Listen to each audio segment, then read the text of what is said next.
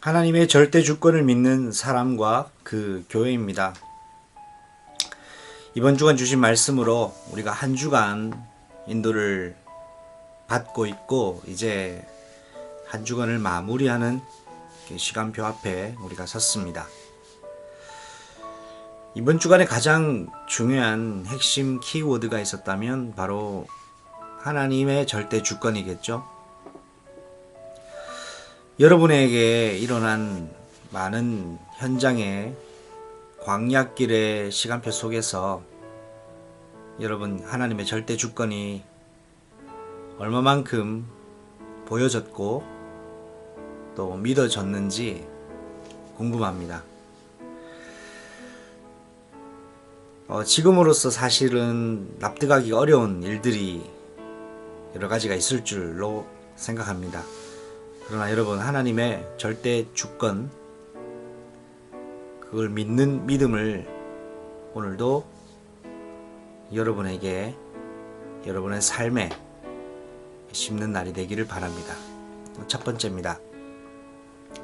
자신의 이름을 알리는 요셉입니다. 요셉은 창세기 45장 3절에 자신의 이름을 이제 비로소 형제들에게 밝혔습니다.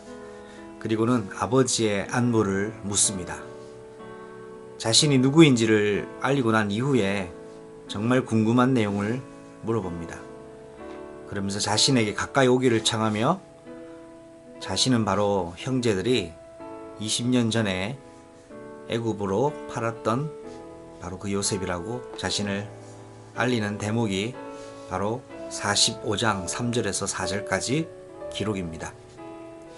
이걸 통하여 하나님은, 하나님의 절대 주권은 하나님의 시간표를 포함하고 있다는 것을 말씀하고 있습니다. 하나님의 절대 주권은 하나님의 시간표가 만나질 때 성취로, 증거로 나타나게 됩니다. 오늘도 여러분 하나님의 시간표를 확인하는 날 되시길 바랍니다. 두 번째입니다. 하나님의 절대적 주권을 고백하는 요셉입니다. 요셉은 불안해하고 놀래하는 형들에게 안심을 시킵니다. 형님들이 나를 애굽으로 판 것이 아니고 하나님이 나를 보내셨다라고 거짓말이 아닌 진심 어린 믿음의 고백을 했습니다. 하나님의 절대 주권을 인정하는 그 믿음의 열매로 용서와 사랑을 응답받은 것이죠.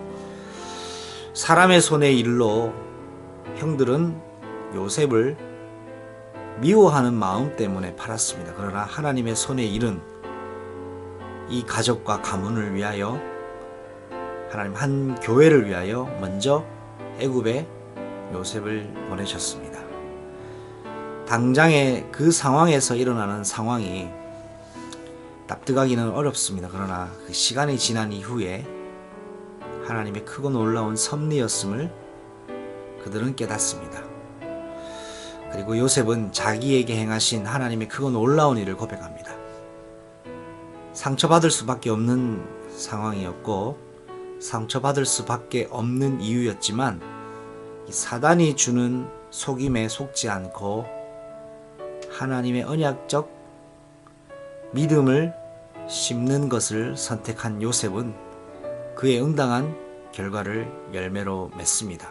여러분도 일어나는 모든 일들 속에 사단이 참소하는 거짓말에 속아 불신앙의 씨앗을 심지 않고 하나님의 절대적 주권을 믿는 믿음의 씨앗을 심기로 선택하고 결단하는 그런 오늘이 되시기를 예수님의 이름으로 축복합니다.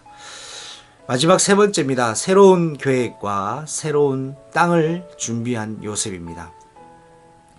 가족들을 이제 고센 땅으로 머물게 할 계획을 이야기해 줍니다. 그리고 세계 흉년이 아직 5년이나 남아 있음을 알려줍니다. 그러면서 요셉은 자신의 동생 베냐민을 안고 울고, 베냐민 또한 그 형님 요셉을 안고 울며 모든 형제가 함께 울면서 감격과 놀라움의 시간표를 보내게 되는 본문이 바로 45장 3절에서 15절까지 말씀입니다.